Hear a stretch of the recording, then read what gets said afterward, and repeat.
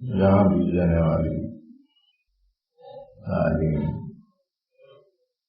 پہلے درجے میں اپنی ذات کی اصلاح کی تعلیم، یعنی مجھے دین کی باتیں معلوم ہو جائیں تو دوسروں کو سناؤں گا، یہ منشا نہیں ہے پہلے درجے میں۔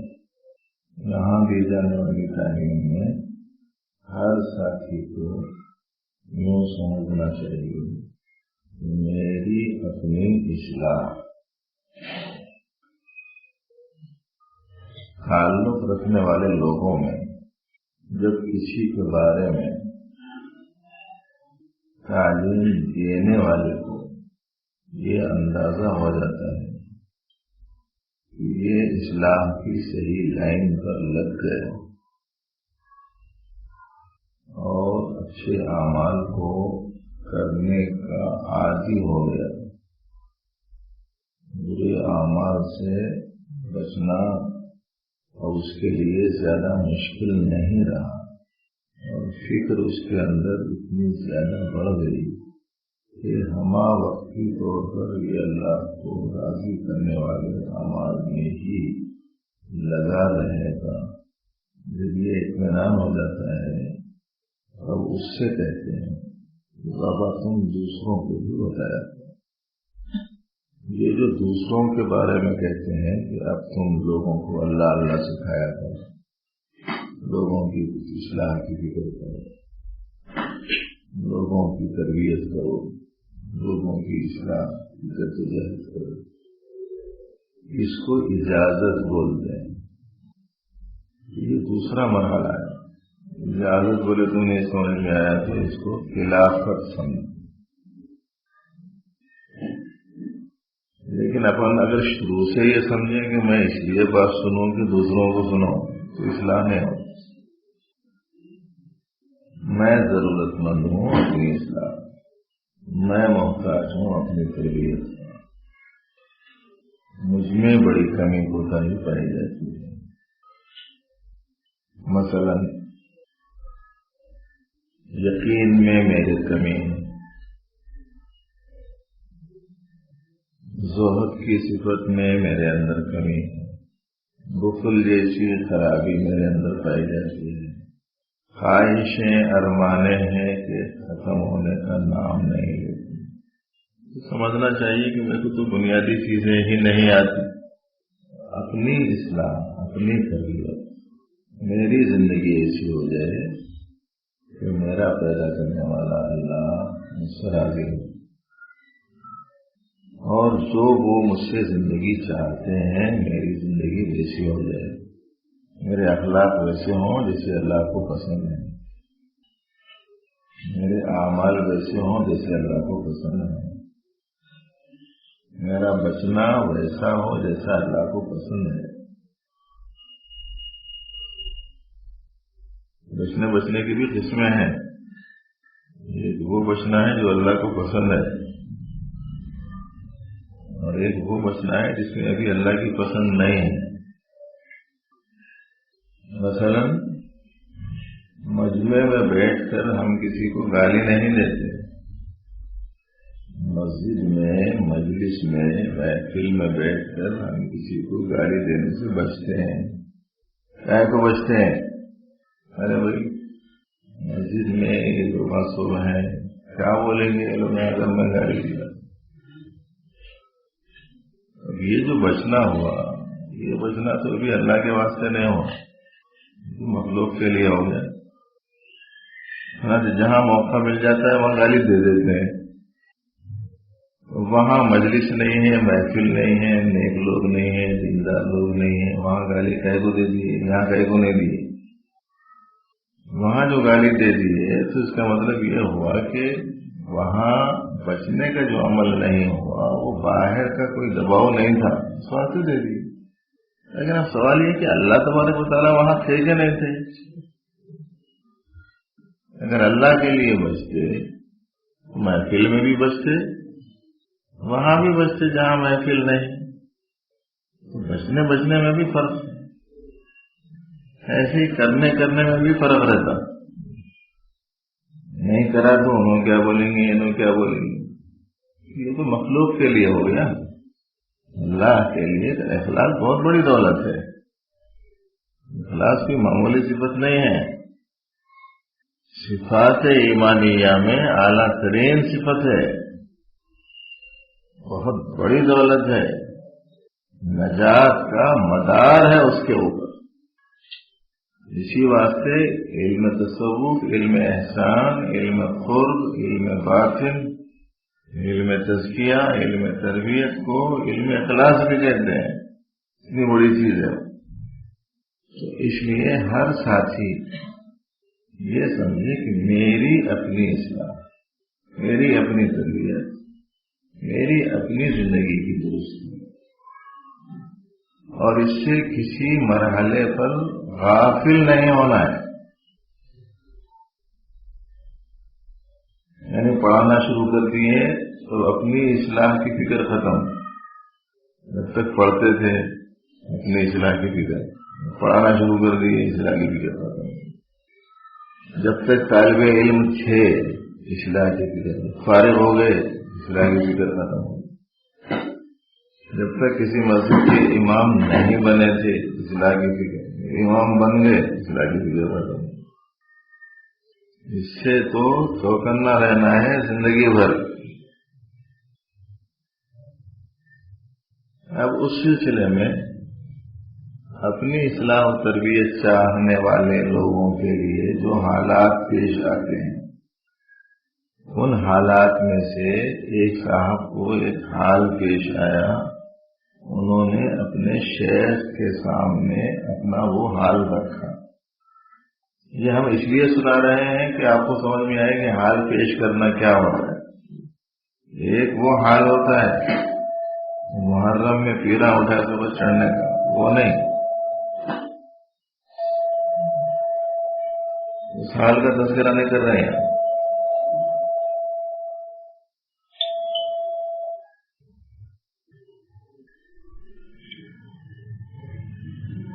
ایک صاحب نے عرض کیا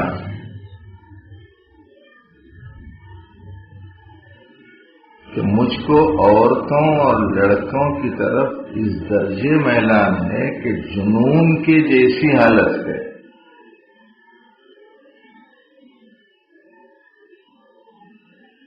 کھانے کا بھی اس کے سامنے ہوش نہیں. نماز پڑھتا ہوں مگر بعض وقت یہ بھی ہوش نہیں رہتا کہ کیا پڑھا. اس حالت سے بہت خائف ہوں، اس کا علاج چاہتا ہوں. نوجوان بچوں کو خاص طور سے نفسانی تقاضے، جنسی ہیجان، میلان،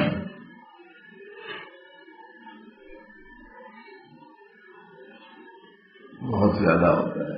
اس درجے پریشان رہتے ہیں کہ ملک کے دور دور ریاستوں سے فون آتے ہیں، بیرونی ممالک سے بھی مساوقات آ جاتے ہیں.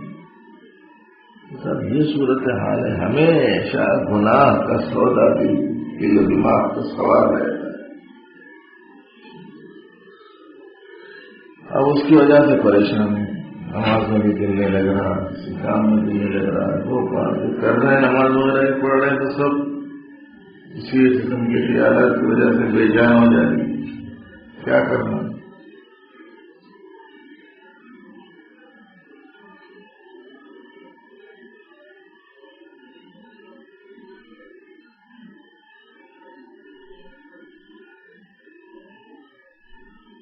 اس بارے میں علاج کے طور پر ایک بات جواب میں جو بتائی گئی ہے وہ ہم آپ کو سنا رہے ہیں.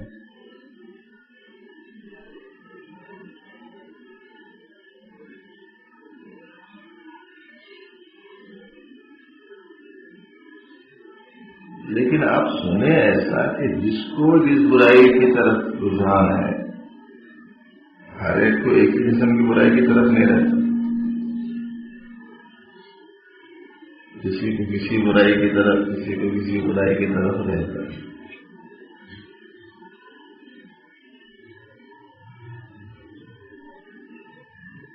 جیسے کسی کو بدنگاہی کی طرف رہتا ہے، کسی کو نفسانی خواہش کی تکمیل کی طرف ہوتا ہے، کسی کو گانا سننے کی طرف ہوتا ہے.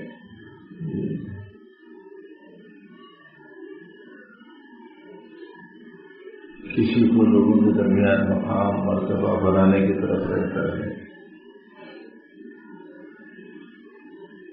کسی کے اندر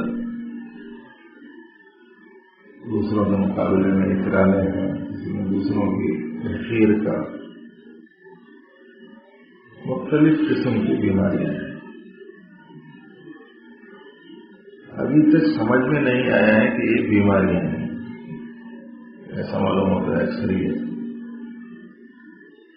نہ صرف بیماریاں ہیں بلکہ بڑی بیماریاں ہیں. نہ صرف بڑی بیماریاں ہیں بلکہ مہلک بیماریاں ہیں. جیسے نبی رحمت صلی اللہ علیہ وسلم نے ارشاد فرمایا، کسی میں بیماری ہے بخل کی، اللہ کا دیا ہوا ہے، خرچ کرنے کی جگہ خرچ نہیں کرتا. اتنی محنت سے کمایا خرچ کر دیا تو کیسا ہوگا؟ گھر والوں کو بھی اچھا خرچ نہیں کرتا، ضرورت مند آیا تب تو خرچ کرتا ہی نہیں. زکوٰۃ دیتا ہے تو جرمانہ سمجھ کے، تاوان سمجھ کے، ٹیکس سمجھ کے دیتا ہے.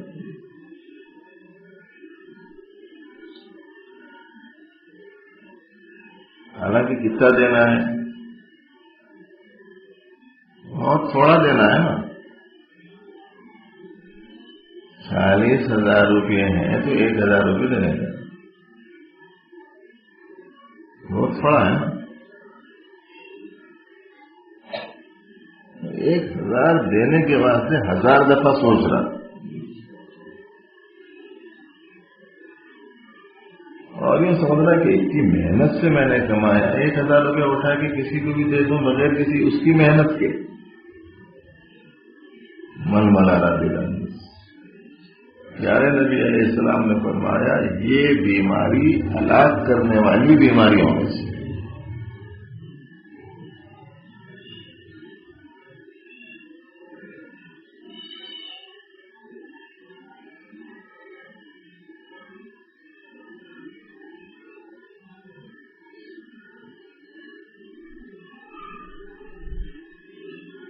جبکہ پروردگار عالم نے خوشخبری سنا، پروردگار عالم کا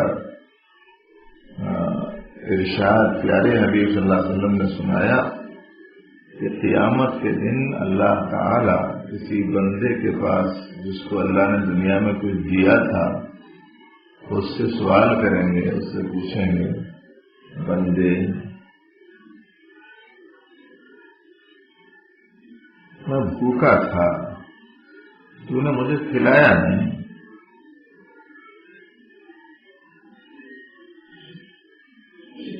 میں بیمار تھا، تو نے میری عادت نہیں.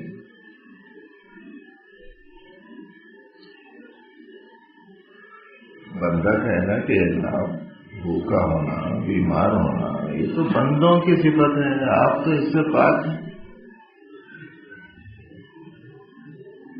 تو اللہ تعالیٰ فرمائیں گے کہ تمہارا فلانا بندہ ہمارا بیمار، فلانا بندہ ہمارا بھوکا، تم نے اسے کھلایا نہیں. اگر اسے کھلاتے تو مجھے وہیں پاتے.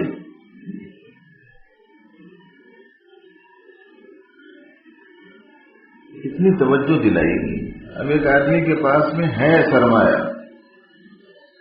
لیکن کوئی غریب لاکھ تڑپ جائے اس کی مدد نہیں کرے. کوئی رشتے دار کتنا ہی بے چین ہو جائے اس کا تعاون نہیں کرے. کوئی حاجت مند واقعی اپنی حاجت پیش کرے اور ہمارے پاس میں اہلیت ہے لیکن نہیں دیتی، کیا ہے وہ بخل کی وجہ سے. وہ جو مال کی تما ہے اندر، حیض سے اندر، محبت ہے اندر کہ خرچ کروں گا تو کیا ہوگا، اس کی وجہ سے نہیں دیتے۔ پیارے نبی علیہ السلام نے فرمایا کہ ایک ایسا مرض ہے جو ہلاک کر دینے والا ہے، مگر اس کو ہم بیماری نہیں سمجھ رہے، حالانکہ اس کو ہلاک کرنے والی بیماری بتایا گیا ہے۔ دوسری بیماری سوال سے متعلق، اور وہ ہے ہون متبع، ایسی نفسانی خواہش جس کی پیروی ہو، برائیوں کی پیدا ہونے والی خواہش کی تکمیل۔ لیکن قربان ہو پیارے حبیب صلی اللہ علیہ وسلم کو خالی ہون نہیں فرمایا، ہون متبع فرمایا۔ خواہش ہونا الگ چیز ہے، اس خواہش کے تقاضے کو پورا کرنا الگ چیز۔ حدیث میں یہ بتایا گیا ہے کہ وہ خواہش جس کے تقاضے کو پورا کیا جائے وہ ہلاک کرنے والی ہے، وہ علاج بھی ہے۔ اس میں لفظ ہون متبع چھوٹا سا جملہ ہے، لیکن اس میں مرض بھی ہے اور اس کا علاج بھی گویا بتایا گیا ہے کہ اگر تم نے اتباع نہ کی تو اب یہ خواہش تم کو نقصان نہیں دے گی، برائی کی طرف خیال چلا گیا، برائی کا تقاضا پیدا ہو گیا، اب یہ خواہش ایک فطری اثر ہے ہر آدمی میں۔ ایسا تو نہیں ہو سکتا کہ آپ جوان ہو جائیں اور آپ کے اندر کوئی برائی کی طرف رغبت ہی نہ پیدا ہو، میلان ہی نہ پیدا ہو، خیال ہی نہ جائے، ایسا تو نہیں ہو سکتا۔ اور اگر رغبت نہ ہو، میلان نہ ہو، خیال ہی نہ آئے برائی کا، تو پھر امتحان کا ہے، آزمائش کا ہے کہ مجاہدہ کس چیز کا ہے، مخالفت نفس کب کریں گے، تقاضا ہی نہیں کرتا ہوں تو مخالفت کب کریں گے؟ جب مقابل میں کوئی ہوگا تو مقابلہ ہوگا، خلاف میں کوئی چیز ہوگی تو مجاہدہ ہوگا۔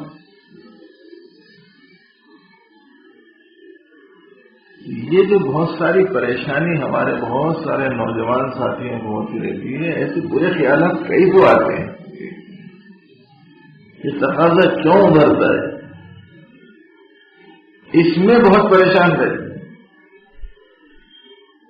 تو نبی رحمت صلی اللہ علیہ وسلم نے ارشاد فرمایا ہلاک کرنے والی چیزوں میں وہ خواہش ہے جس کی اتباع کی جائے، جس کے تقاضے کو پورا کیا جائے، کہ بڑی بیماری ہلاک کر دینے والی۔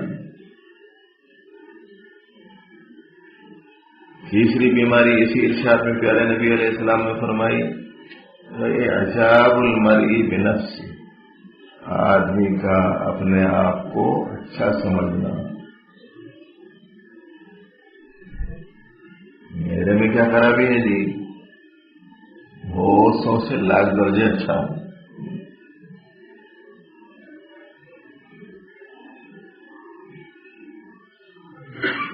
یہ بھی ہلاک کرنے والی چیز۔ جب اچھا ہوں سمجھیں گا تو علاج کرانے کا سوال کیا پیدا ہو سکتا جی؟ اسی لیے نبی علیہ السلام نے فرمایا کہ یہ جو اچھا ہوں سمجھنا ہے، عجب جسے کہتے ہیں، یہ ہلاک کرنے والی چیزوں میں سب سے زیادہ خطرناک چیز۔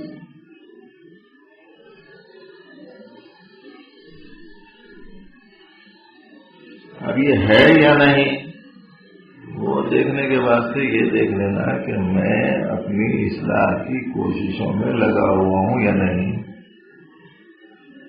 لگا ہوا ہوں تو سمجھ جائے کہ میں اصلاح کا ضرورت مند ہوں، خرابیاں ہیں میرے میں، یہ سمجھ رہا ہوں، نہیں کرا رہا ہوں تو اس میں مطلب کہ اچھا اس میں علاج کون کراتا؟ جو بیمار سمجھتا ہے، جو صحت مند ہے وہ تھوڑا علاج کراتا ہے۔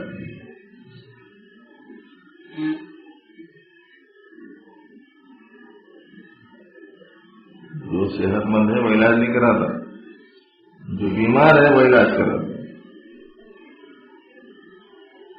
اچھا ہوں سمجھنا ایک بہت بڑا مرض ہے، اسے عجب کہتے ہیں۔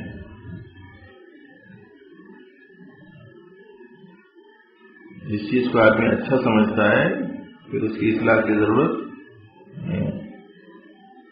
اسی واسطے بزرگوں نے فرمایا کہ یہ جو بدعات ہے نا، بدعات گناہگار کو توبہ کی توفیق ہو جاتی ہے لیکن بدعتی کو نہیں ہوتی۔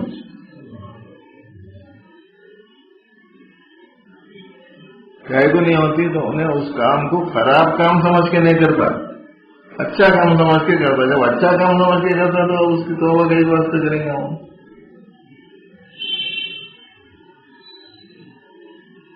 بیماریوں میں اتنی خطرناک یہ بیماریاں ہیں، لیکن ابھی تک ہمارے دل و دماغ میں ان چیزوں کا بیماریاں ہونا بیٹھا ہوا نہیں، ایسا معلوم ہوتا ہے۔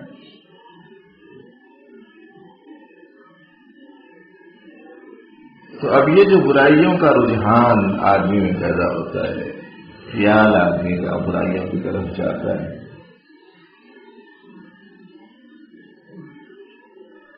اس کے بارے میں پریشان ہو کر ایک صاحب نے اپنے شیخ کو لکھا۔ اس کے جواب میں کہتے ہیں کہ یہ جو برائی کی طرف میدان ہے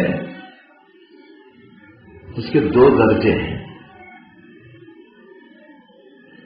ایک درجہ ہے اس کی طرف توجہ کا، خیال ہو گیا۔ دوسرا درجہ ہے اس کی محبت کا۔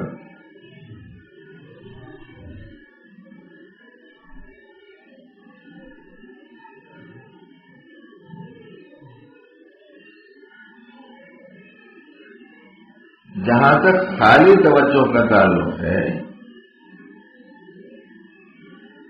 یہ انسان کی طبیعت میں اللہ نے رکھ رکھا ہے،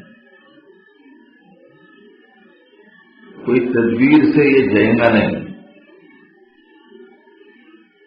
کسی تدبیر سے یہ جائے گا نہیں۔ برائی کا خیال ہی نہ ہے، میلانی نہ ہو ابتدائی درجے کا،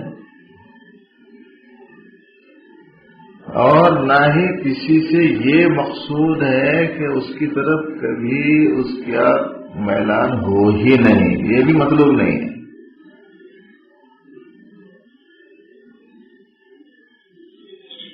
دوسرا یہ کہ اس کی محبت ہو اور اسے پورا کرنا چاہیے، اتنی زیادہ اس کو اہمیت دینا اور پھر اس برائی کو پورا کرنے کے لیے اقدام کرنا۔ یہ جو دوسرا درجہ ہے یہ اختیاری ہے۔ معلوم یہ ہوا کہ برے خیال کا آ جانا ایک ہے، برے خیال کو عملی جامہ پہنانا یہ دوسرا درجہ ہے۔ برا خیال آ جائے یہ غیر اختیاری ہے۔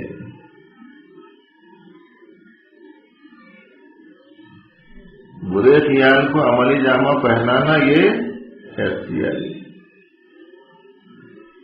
جیسے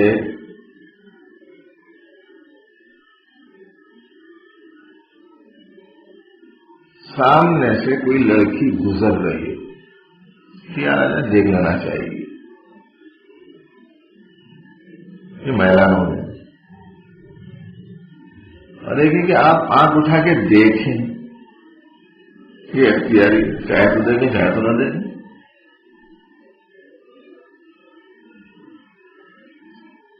تو اول درجہ جو غیر اختیاری ہے وہ کوئی نقصان نہیں دے۔ دوسرا درجہ جو اختیاری ہے وہ آدمی کے لیے مسئلہ ہے۔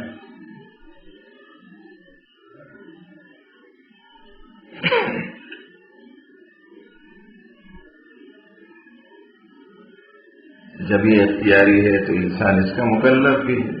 اس کا علاج کیا ہے؟ برائی کا جذبہ پیدا ہو جائے، برائی کا خیال ہو جائے، برائی کی طرف میلان ہو جائے تو اس کا علاج کیا ہے؟ اپنی اصلاح کے لیے بیٹھے ہوئے ہم لوگ یہاں کسی مزے کی بات سننے کے لیے نہیں بیٹھے ہیں. کوئی مریض ڈاکٹر کے پاس جا کے ذرا اس کا انداز بیان کیسا ہے دیکھنے کے واسطے کوئی نہیں جاتا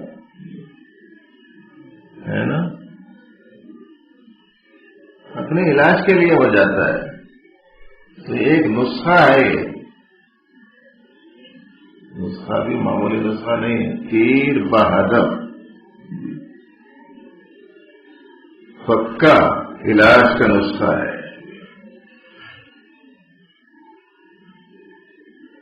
کہتے ہیں کہ جب یہ اختیاری ہے تو انسان اس کا مکلف بھی ہے. اس کا علاج ہمت ہے. حق تعالی نے اختیاری اعمال کو بندے کی ہمت پر رکھ رکھا ہے، اور ہمت کرنے کے بعد مدد کا وعدہ فرمایا ہے.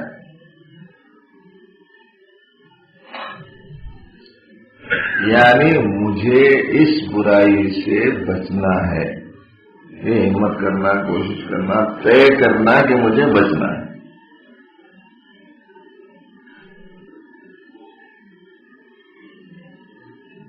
کوشش کر لینا ہے پوری. نہیں بچ سکنے کا کیا سوال ہے جب میرے اختیار میں.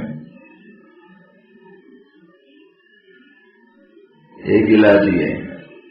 دوسرا علاج اس برائی کی طرف سے طبیعت کو پھیرنا.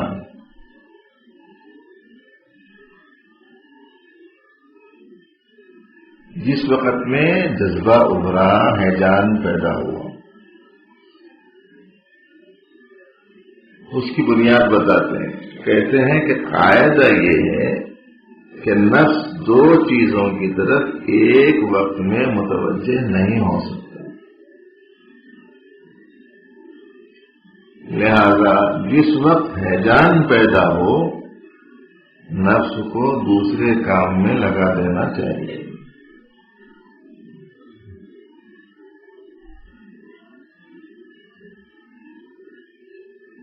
جس برائی کی طرف طبیعت چل رہی اس کے مقابل دوسرے کام میں لگا دیں.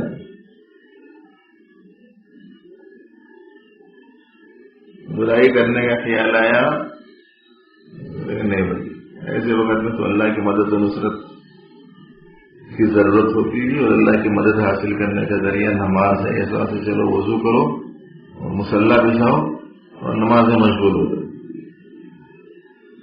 جس وقت میں برائی کی طرف اعلان ہوا، طبیعت برائی کی طرف چل رہی ہے، اب ہم عبادت کی طرف متوجہ ہو گئے اور اس کام میں لگا دیں، تو گویا ہم نے پھیر دیا اپنی طبیعت کو برائی سے اچھائی کی طرف.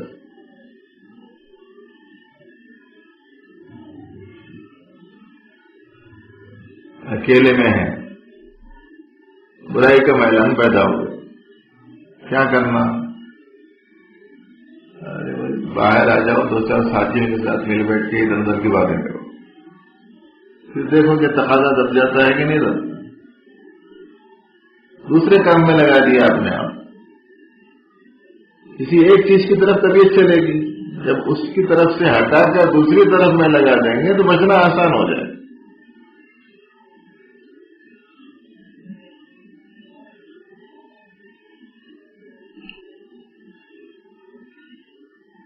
لہذا جس وقت ہیجان پیدا ہو، نفس کو دوسرے کام میں لگا دینا چاہیے. خواہ دین کے کام میں، جیسے نماز پڑھنے لگیں، ذکر میں لگ جائیں، تلاوت میں لگ جائیں. اعلان پیدا ہو گیا کہ بھائی اس وقت میں یہ ٹائم میں فلانا سیریل آتا، دیکھنا چاہیے. طبیعت مائل ہوگی، بہت دلچسپ ہے، کہتے نیا ہے، کہتے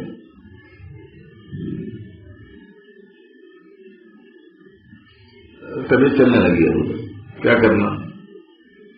وہ دیکھنے میں نے قرآن پاک دیکھو، پیارے حبیب صلی اللہ علیہ وسلم کے ارشادات دیکھو، اپنے بچوں کو بٹھا کے ان کو اللہ رسول کی باتیں سناؤ،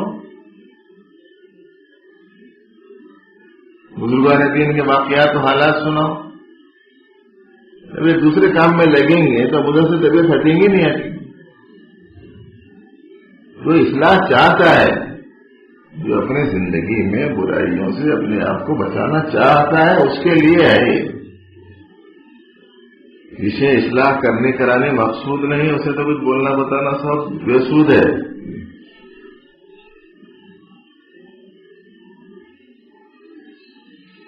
یہ دوسری چیز ہوگی۔ ایک علاج یہ بھی ہے کہ اس ہیجان کی طرف بالکل توجہ نہ کرے۔ خیال آ گیا برائی کا، آیا بڑی قوت کے ساتھ، مگر آپ دھیان ہی نہیں جائے اور سمجھ لے کہ اس برے خیال کے آنے سے میرا کچھ نہیں بگڑتا، اور میں نے یہ تقاضے کو پورا نہیں کیا تو میرا کوئی نقصان نہیں۔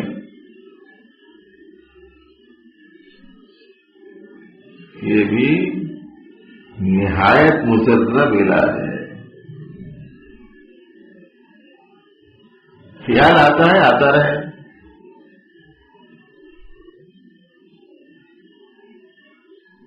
سڑک پہ جاتے رہتے ہیں تو کون جا رہے ہیں دیکھنا بول کے خیال آتا ہے، آپ اپنا راستہ طے کرتے رہیں، اپنی گاڑی آگے بڑھاتے رہیں، ادھر دیکھنا بول کے خیال آ رہا ہے، ادھر دیکھنا بول کے خیال آ رہا ہے، آپ توجہ ہی نہیں کر رہے۔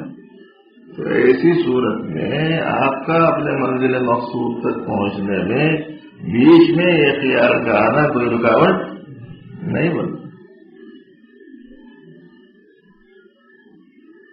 تو حفاظت آپ اپنے منزل پر پہنچ جائیں گے۔ میں نہیں دیکھوں تو کیا نقصان ہے؟ جو صاحب بازو میں سے گزر رہے ہیں وہ کون ہے بول کے میں نہیں دیکھا، کیا نقصان ہے اس میں؟ ان کو دیکھنا کون سا فرض تھا، واجب تھا، سنت؟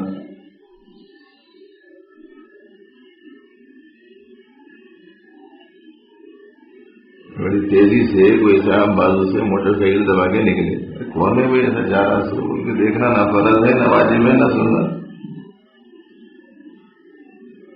اپنے قسم کا کوئی آدمی ادھر سے آتا ہوا دیکھا تو آپ نے نہیں دیکھا تو کیا نقصان ہوا؟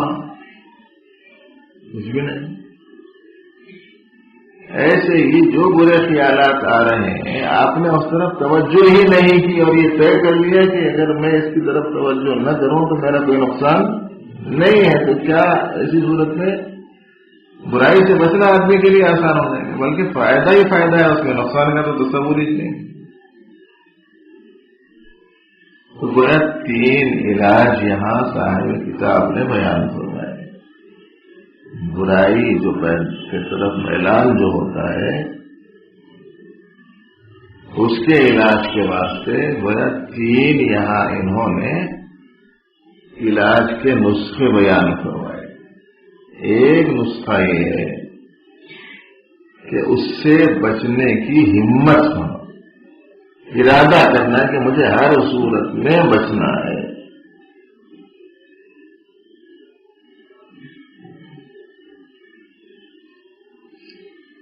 ہمت کر لیا تو آدمی ویسے ویسے کام کر رہا ہے جس کو بغیر ہمت کرے گا سوچ بھی نہیں سکتا۔ گھر میں چند قدم جن کو چل کے پھر کے اپنا کام کر لینا مشکل تھا،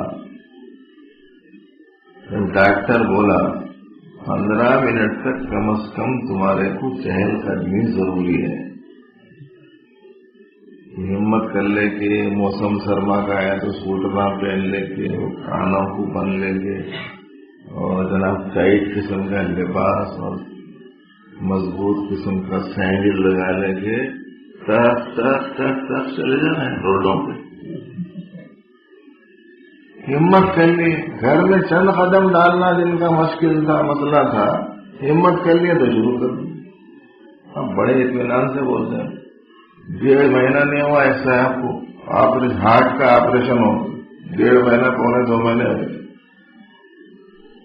صاحب، آدھا گھنٹہ چہل قدمی کر رہا ہوں روزانہ۔ کوئی تو وہ ہیں جو برسوں سے خود بھی رات کے 4 بجے سے اٹھ کے چل رہے ہیں 3-3 4-4 کلومیٹر، اور بیوی کو بھی لے کے چہل قدمی کرا رہے ہیں کہ ڈاکٹر بول دیا تم لوگوں کو صحیح جی لینا ہے تو یہ صبح میں 1.5 گھنٹہ 2 گھنٹے ٹہلنا ہے۔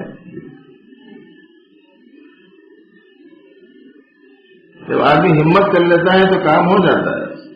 تو پہلا علاج ہے جو بیماری اور برائی کا تقاضا پیدا ہوا طے کر لیں کہ مجھے ہر صورت میں اسے کرنا ہی. جب میرے اللہ نے کہا ہے، میرے اللہ کا حکم ہے اور میرے اس کو پورا کرنا میری ذمہ داری ہے، تو پھر ایسی صورت میں کر سکتا ہوں تبھی تو اللہ نے کہا ہے نا. جو کام میں کر سکتا ہوں اسی کام کا اللہ نے مجھے حکم دیا ہے. نہیں کر سکنے والے کام کا حکم بھی اللہ نے نہیں دیا ہے. میرے اندر برائی کا تقاضا پیدا ہوا اور برائی سے بچنے کا حکم دیا، تو اس کا مطلب یہ ہے کہ میں بچ سکتا ہوں تبھی تو حکم دیا ہے. یہ ہمت کرنا چاہیے ہماری صورت میں مجھے بچنا ہی بچنا ہے.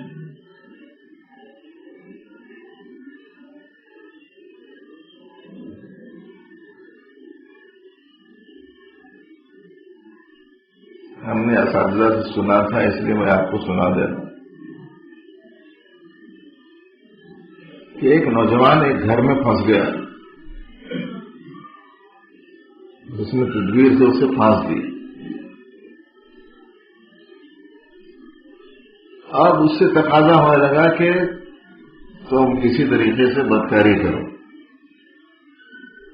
اب اس نے بچنے کا ارادہ کر لیا، تہیا کر لیا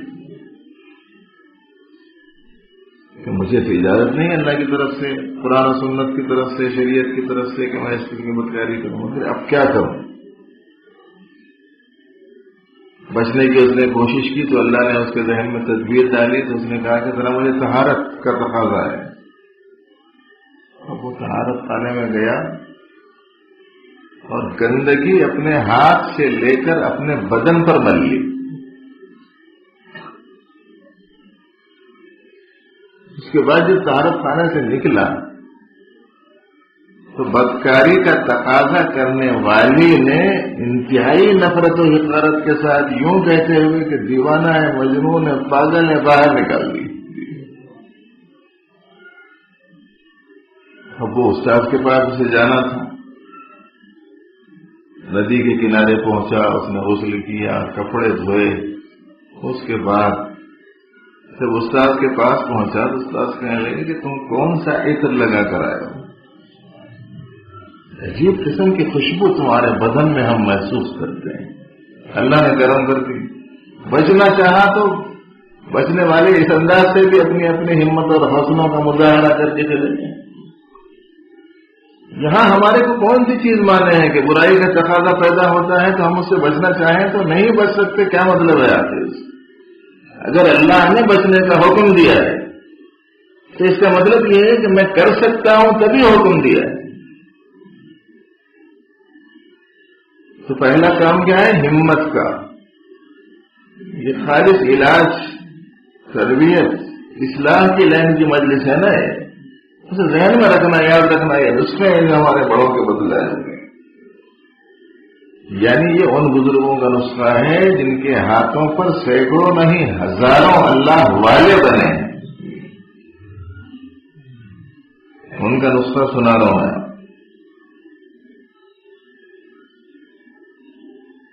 تو پہلا علاج ہے ہمت.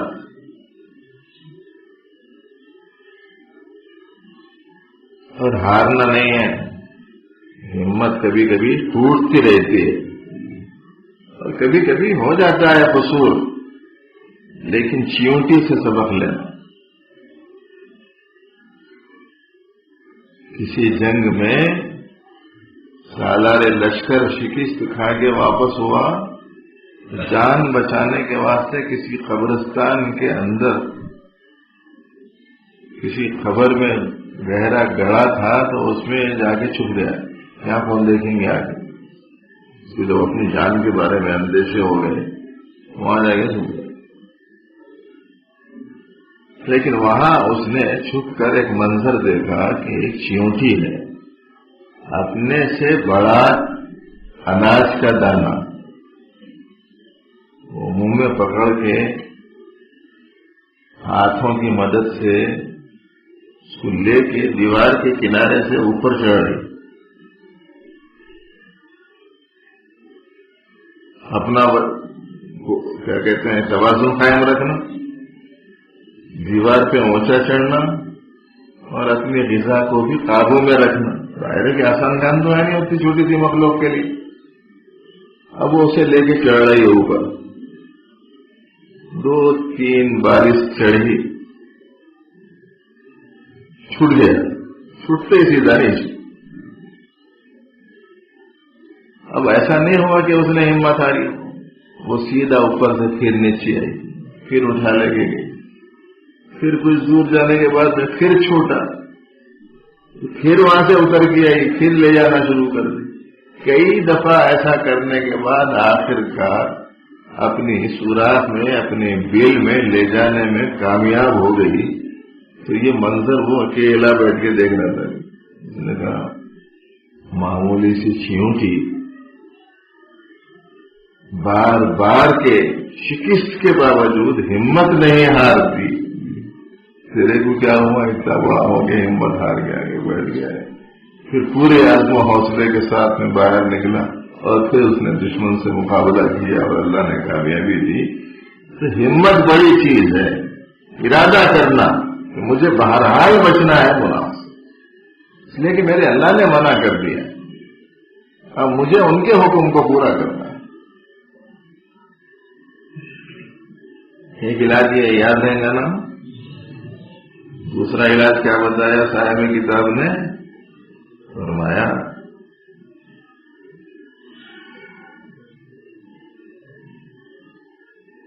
کہ اپنی طبیعت کو دوسرے کام میں لگا. جس برائی کے عمل کی طرف طبیعت چل رہی ہے اس کے بجائے اپنے آپ کو دوسرے کام میں مشغول کرنا.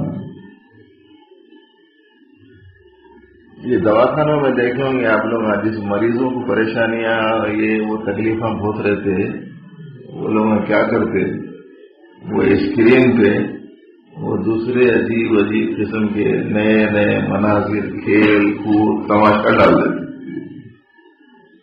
اب وہ دیکھنے میں جب وہ مشغول ہوتا تو اس کے اندر کی توجہ پوری ادھر ہو جاتی. جب توجہ ادھر ہو جاتی تو ادھر جو اندرون میں سخت تکلیف کا احساس ہو رہا، یہ احساس ختم ہو جاتا ہے یا کمزور ہو جاتا. وہی دوسری چیز کی طرف مشغولی کا مسئلہ ہے. تبھی یہ فطری چیز ہے یہ انسان کی کہ ایک چیز کی طرف اگر اس کی طبیعت چل رہی ہو تو اپنے آپ کو دوسرے سے مشغول کر دے. برائی کا تقاضا پیدا ہو رہا ہے تو اچھائی میں مشغول کر، تنہائی میں ہو رہا ہے تو لوگوں کے درمیان میں چلا جائے، معصیت کا تقاضا ہے تو عبادت میں لگ جائے.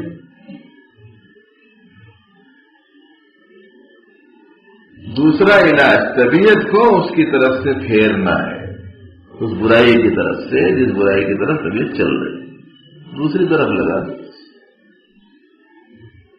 تیسرا علاج فرمایا کہ ادھر توجہ دو ہی مت، اور یوں سمجھو کہ اگر میں نے اسے پورا نہ کیا تو میرا کیا نقصان ہے، اس میں کچھ نہیں بگڑتا. برائی سے بچنے والے کا آج تک کچھ بگڑا نہیں ہے، بھلا ہی ہوا ہے، بگڑا کچھ نہیں.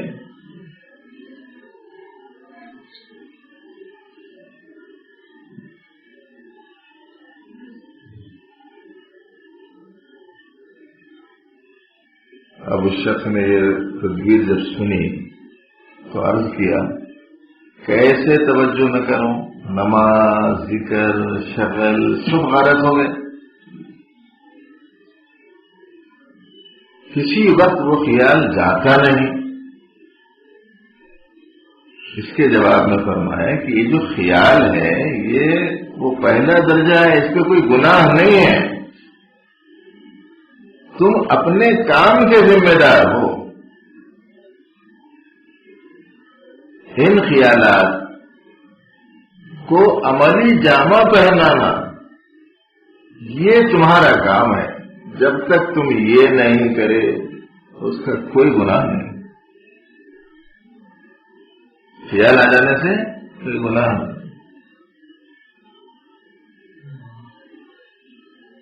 کبھی کبھی ماں باپ کی کوئی بات ناگوار ہو جاتی بچوں کو،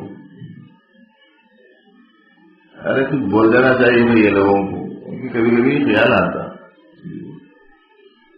خالی خیال آئے نہیں بھائی ماں باپ ہیں نہیں بول سکتے، ان کے سامنے تو وہ بھی کرنا نہیں ہے، اس میں سے نہیں بولنا چاہیے، تو وہ جو خیال آ گیا کچھ بول دینا چاہیے، اس کا گناہ نہیں، کب ہوگا جب بول دیں گے، جب بول دیں گے تب ہوگا، خیال آ جانے سے کچھ نہیں۔ آپ کی کوئی چیز گم ہو گئی، بازو کوئی صاحب بیٹھے بیٹھے خیال آ گیا انہوں لے گئی، کیا کہ بھائی انہوں لے گی کہ آئے گی بول کے خیال آیا، بدگمانی کا خیال ہے نا، تو خیال آ جانے سے گناہ نہیں ہوگا۔ ابھی بول لیتے جی انہوں لے کے ہوئے بول کے بول لیے سمجھو تو اب گناہ ہوگا، اس لیے کہ معلومات کرے بغیر تحقیق کرے بغیر آپ نے کیسے کہہ دی۔ کبھی کبھی تو آدمی کہیں لے جانا ضروری نہیں ہے، بسا اوقات تو کوئی چیز جنا بھی غائب کر دیتے،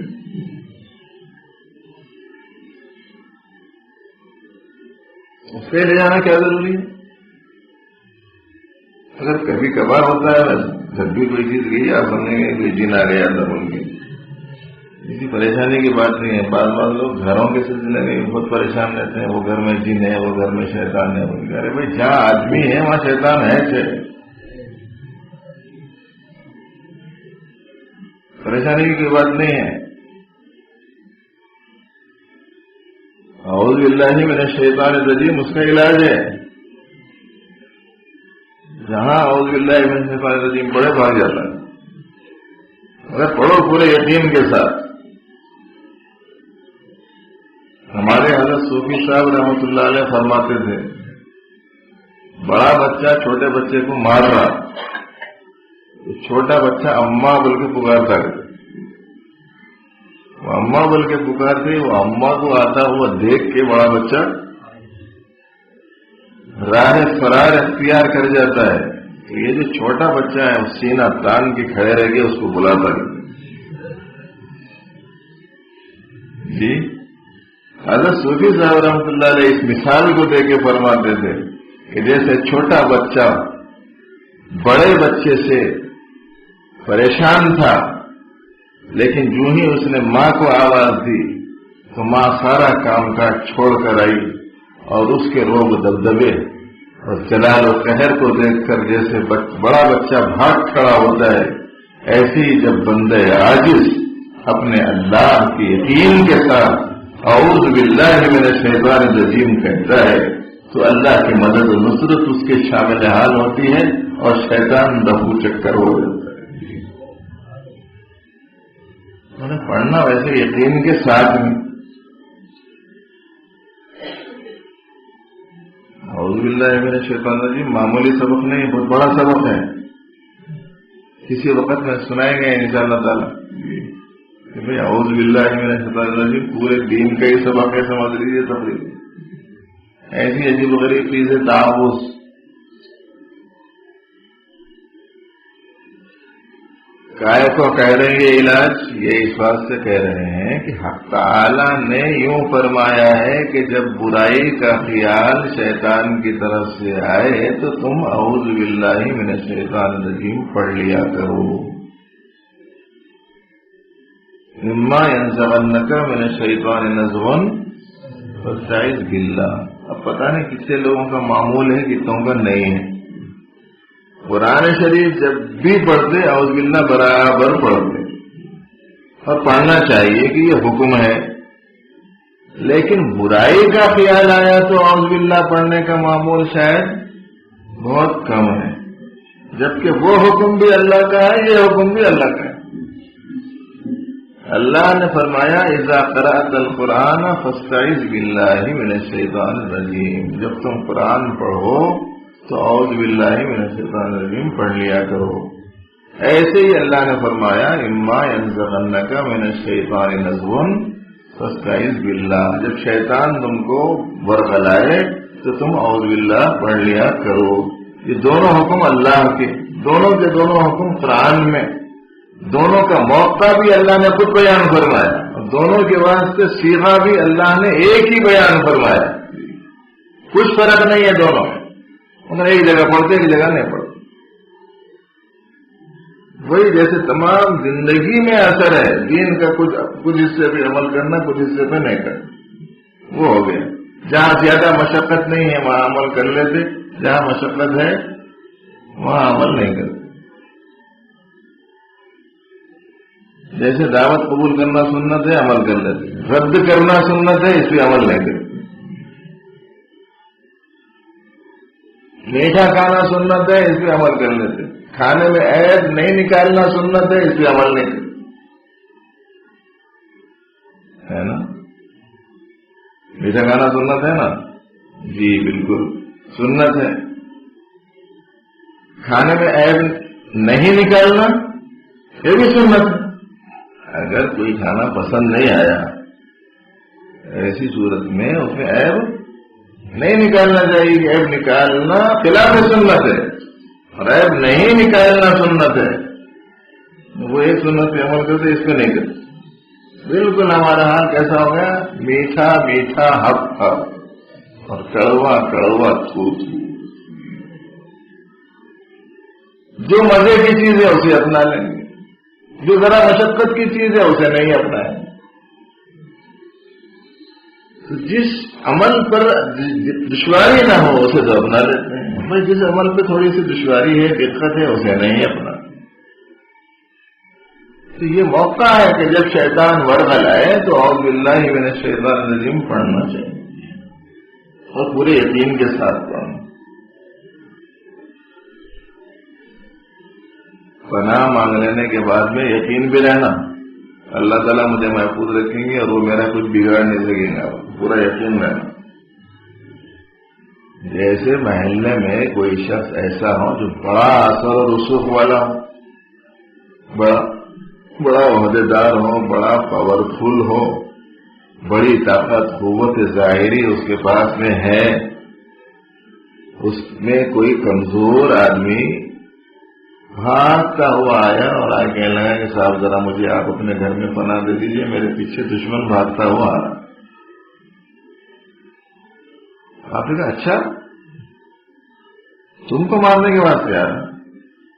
کون آتا ہے میں ذرا دیکھ لیتا ہوں، تم ذرا اطمینان سے ہمارے گھر میں فلانے روم میں بیٹھ، بے فکر رہو، یہاں کسی کے آنے کا سوال ہی نہیں پیدا ہوتا، اور اگر آ گیا تو ہم خیریت سے واپس جا نہیں سکتا، تم اطمینان سے آ رہا ہو۔ اب وہاں بجائے اطمینان سے رہنے کے تھوڑی دیر کو آ کے آیا تو نہیں صاحب، کبھی یہ کھڑکی میں سے دیکھ رہا، کبھی وہ کھڑکی میں سے، کبھی دروازے کے پاس میں آ کے دیکھ رہا، جا کے ان سے پوچھ رہا آیا تو کیا کریں گے، کیسا کریں گے؟ تو اس صورت میں کیا بولے گا وہ مکان والا؟ ارے بھائی میرے اوپر اعتماد نہیں ہے تو نکلو یہاں سے، امان نہیں دے گا، ہو جائے گا کہ تم خود چلے جاؤ یہاں سے، یہاں رہنا ہے تو پورے اطمینان سے رہو۔ جب اطمینان ہوگا آدمی کو کہ یہاں تک اس کی رسائی نہیں ہو سکتی تو پھر ایسی صورت میں اس سے جو درخواست ہے وہ درخواست میں وہ سچا ہے۔ جب اطمینان نہیں ہے تو درخواست میں سچا کیسا؟ ایسا بھی تو اللہ کی مخلوق ہے نا، خالق طاقتور ہے کہ مخلوق؟ ظاہر ہے کہ خالق طاقتور ہے، تو پھر ایسی صورت میں جب اللہ کی ہم پناہ مانگ رہے ہیں تو یقین ہونا چاہیے ایک صاحب ایمان کو کہ پروردگار عالم اس کے شر سے محفوظ رکھیں گے۔ اب جو انہوں نے تدبیر بتائی، جو طریقہ بتایا وہ کرو۔ اس کو دشمن تو بولتے، جس کو دیکھو شیطان دوست ہے دشمن ہے جی بولے تو سب دشمنی سے، دوست تو ہو ہی نہیں سکتا ہوں بولتے ہر ایک، لیکن رویہ اس کے ساتھ میں ایسا کرتے جیسے دوست کے ساتھ میں کرتے۔ کبھی بلایا، کوئی دعوت دیا تو فوراً چلے جاتے، کبھی کسی کے پاس میں آئی نہیں آئی شیطان کی دعوت پتہ نہیں، معلوم ہے نہیں ہے لوگوں، شیطان کی دعوت بھی آتے رہتی اور 100 کو دیتا تقریباً دعوت، ایسا ملنسار ہے کہ کسی کو چھوڑتا نہیں، سب کو دیتا ہے دعوت۔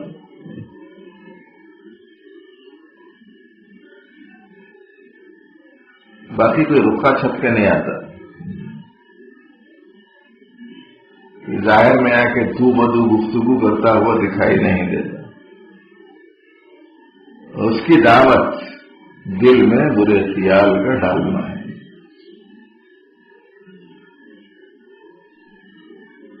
اب وہ برا خیال آیا، ہم نے برا خیال پورا کر لیا، تو اس کا مطلب یہ ہوا کہ ہم نے اس کی دعوت قبول کر لی.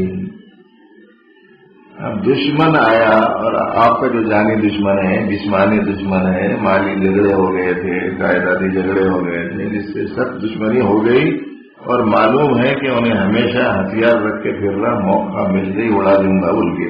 آپ کو معلوم ہو گیا، کنفرم ہو گیا، اس کا ایسا پکا دشمن ہونا کنفرم ہو گیا.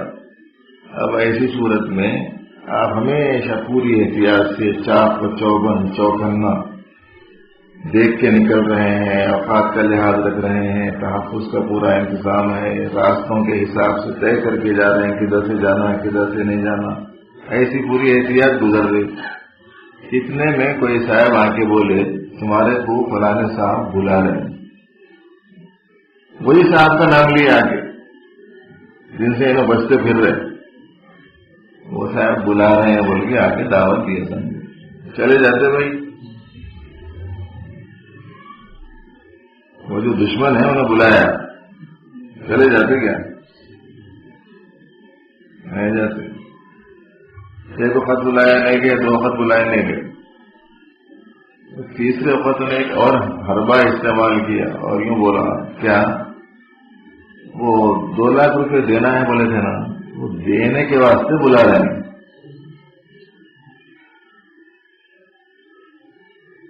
جاتا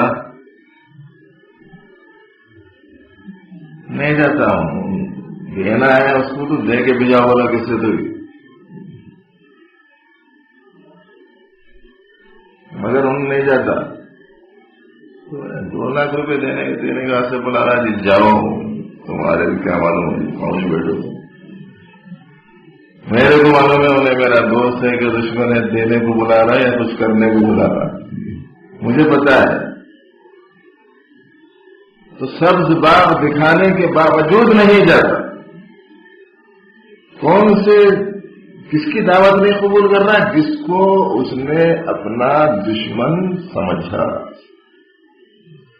اپنی طرف سے سمجھا. اب جس شخص کے بارے میں اللہ نے بتایا کہ یہ تمہارا دشمن ہے، انہیں دعوت دیا تو اپن چلے جاتے ہیں. شیطان کا دشمن ہونا تو اللہ نے بیان فرمایا نا. اب برائی کا خیال آیا تو ادھر سے آیا، اور یہ برائی کا خیال بھی شروع میں تو شیطان کی طرف سے رہتا، بعد میں آہستہ آہستہ بعض برائی کے خیال نفسانی بن جاتے ہیں. برائی کے جو خیالات ہیں 2 قسم کے رہتے ہیں. ایک ذرا کمزور رہتا، ایک ذرا زیادہ طاقتور. ایک برائی کا خیال آیا نہیں کرے، اس برائی پر عمل نہیں کرے، ارے وہ تو نہیں کرے، یہ تو کر لو کم از کم. ایک دوسرے برائی کا خیال آ جائے، ایک گناہ سے بچ گئے، دوسرے گناہ کا خیال، دوسرے گناہ سے بچ گئے، تیسرے گناہ کا خیال، یا تھوڑی دیر کے بعد سے خیال ہٹ گیا پھر آ گیا. تو سمجھنا چاہیے کہ یہ برائی اور گناہ کا جو خیال ہے یہ شیطان کی طرف سے ہے.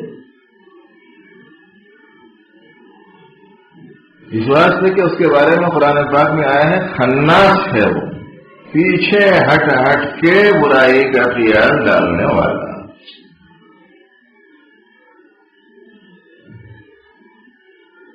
ہاں کبھی کبھی کوئی برائی کا خیال آ کے ایسا بیٹھ جاتا دل میں، نکلنے کا نام لے لے، وہ جو ہوتا ہے وہ نفس کا تقاضا ہوتا ہے. اور یہ دشمن زیادہ سخت ہے شیطان کے مقابلے میں، اور ہمارے واسطے تو دونوں ہی پاورفل ہیں، اس واسطے کہ اپن بہت کمزور ہو گئے.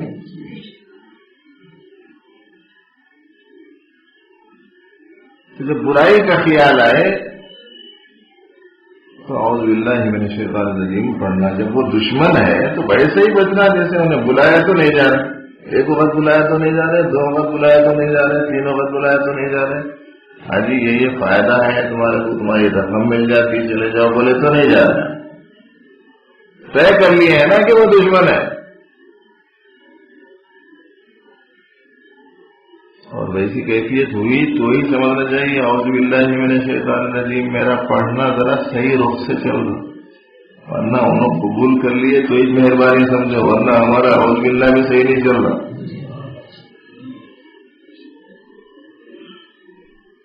اسی واسطے فرمایا گیا ہے عذر تقصیرات ماں، چندہ کے تقصیرات ماں، ہمارا اپنے کوتاہیوں کے بارے میں معذرت پیش کرنا بھی قصوری سے ایک قسم کا ایسا چل رہا. بقول ایک بزرگ کی ہم لوگ ایسا استغفار کر رہے ہیں کہ یہ استغفار بھی قابل استغفار ہے.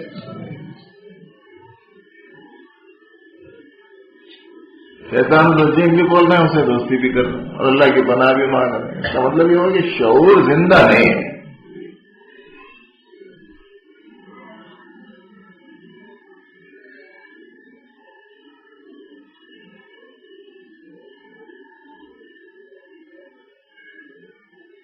کسی طالب علم نے کہا، کسی طالب اسلام نے کہا کہ بندے کا حال بہت ہی خراب ہے، جس سے سخت پریشانی ہے، ذرا سی بات پر غصہ آتا ہے، دل میں برائی کا میلان ہے،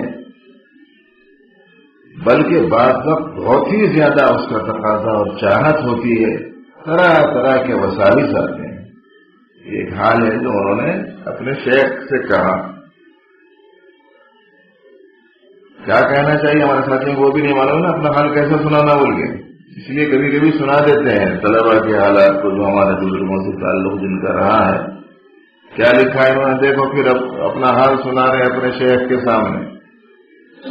کسی طالب نے کہا بندے کا حال بہت ہی خراب ہے، جس سے سخت پریشانی ہے، ادنا سی بات پر غصہ آ جاتا ہے، دل میں گناہوں کا میلان ہے، بلکہ بعض وقت بہت ہی شدید تقاضے والا رغبت کے ساتھ ہوتا ہے، طرح طرح کے وساوس آتے ہیں. یہ انہوں نے حال لکھا. جواب میں کیا لکھا؟ فرمایا کہ مقتضا پر عمل نہ کرے تو کوئی مواخذہ نہیں. اب یہ عبارت ایسی ہے کہ عام طور پر ساتھیوں کو، مولویوں کو تو سمجھ میں آ گئی ہوں گی، دوسروں کو سمجھ میں نہیں آئی. غصہ آیا، بات بات پہ آیا، کہتے ہیں اس کے تقاضے پہ عمل مت کرو. گناہوں کی طرف میلان ہوا، فرمایا تقاضوں پر عمل مت کرو. برے برے وسوسے آ رہے ہیں، فرمایا کہ تقاضے پہ عمل مت کرو. تو اس کا مطلب یہ ہو کہ غصہ آ جائے تو اس کے تقاضے پہ عمل نہ ہو، گناہ کے تقاضا پیدا ہو جائے تو اس کے اوپر عمل نہ کرو، برا خیال آئے تو اس خیال کو عملی جامہ مت پہناؤ. یہ مطلب ہوا. جملے کا پھر عبارت سنیے، فرمایا کہ مقتضا پر عمل نہ کرے، اس کا جو تقاضا ہے اس کے اوپر عمل نہ کرے تو کوئی مواخذہ نہیں، یعنی غصہ آ جانے پر کوئی پکڑ پکڑ نہیں ہوگی.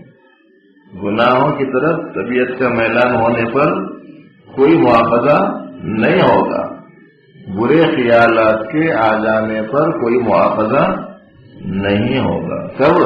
جبکہ اس کے تقاضے کے اوپر عمل نہ ہو. یاد رہنا چاہیے اپنی اصلاح کے لیے، اپنی تربیت کے واسطے یہ انتہائی تجربہ کار بزرگوں کا آزمایا ہوا نسخہ ہے، جس کو انہوں نے سینکڑوں ہزاروں پر آزمایا ہے، اور جن لوگوں نے اس پر عمل کیا ہے اللہ نے ان کے اعمال کو درست فرمایا ہے. اگر ہم بھی پورے اخلاص سے اللہ کی مدد مانگتے ہوئے عمل کریں گے تو انشاءاللہ العزیز ہماری اصلاح کے راستے بھی کھل جائیں گے.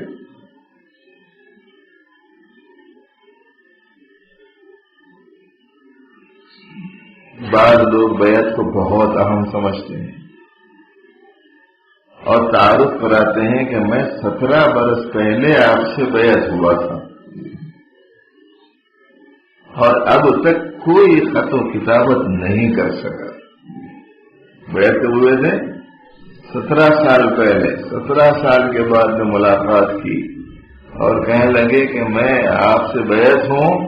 17 سال پہلے بیعت کیا تھا, بیچ میں کوئی رابطہ خط و کتابت سے بھی نہیں کر سکا تھا.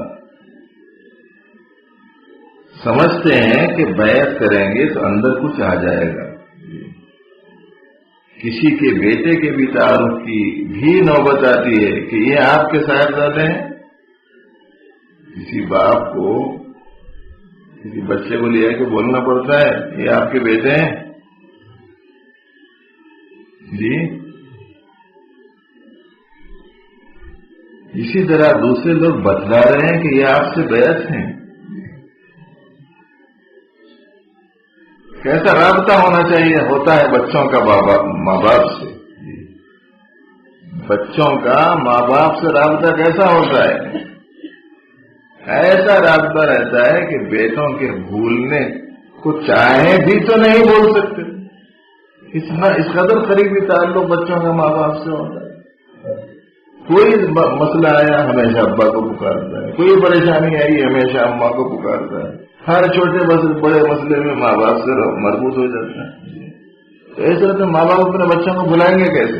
کائے کو تعارف کرانے کی ضرورت پڑے گی. یہ آپ کے دوسرے نمبر کے صاحبزادے ہیں, یہ تیسرے نمبر کے ہیں, یہ چوتھے نمبر کے, بتانا پڑتا ہے.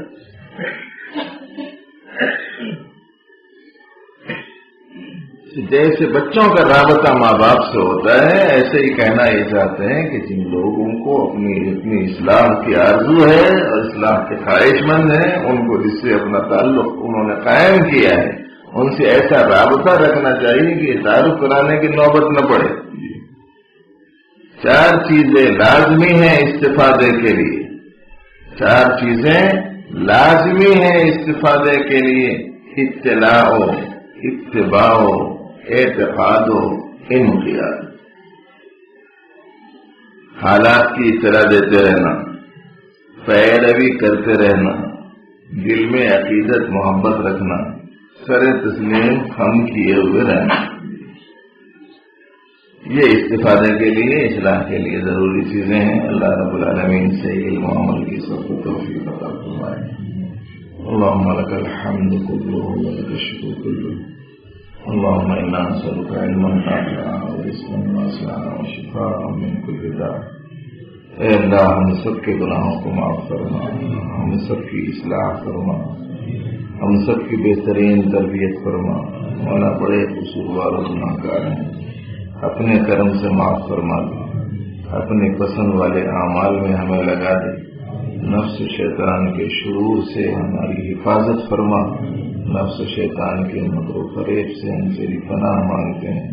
اپنے کرم سے مولا اپنی امان, اپنی حفاظت, اپنی پناہ نصیب فرما. اے اللہ ہم سب کی بہترین تربیت فرما. اپنی محبت, اپنے حبیب کی محبت عطا فرما. آخرت کی صحیح فکر نصیب فرما. نیک اعمال کا ذوق عطا فرما. برائیوں سے بچنا آسان فرما. اے اللہ اپنا قرب نصیب فرما, اپنی معرفت عطا فرما. دل کو آپ کے غیر سے پاک فرما. اپنے حبیب کی محبت نصیب فرما. اے الہ العالمین دین کی عظمت عطا فرما. اپنے وقت پر حسن خاتمہ کی دولت نصیب فرما. ہم میں سے کسی کو بھی محروم نہ فرما. جو بیمار ہیں انہیں شفا عطا فرما. جو پریشان ہیں ان کی پریشانیوں کو دور فرما. اے اللہ جن کے دلوں میں جو مقاصد حسنہ ہیں ان کی تکمیل فرما. اپنے کرم سے دعاؤں کو قبول فرما. وصلی وسلم وبارک علی سید المرسلین. الحمدللہ.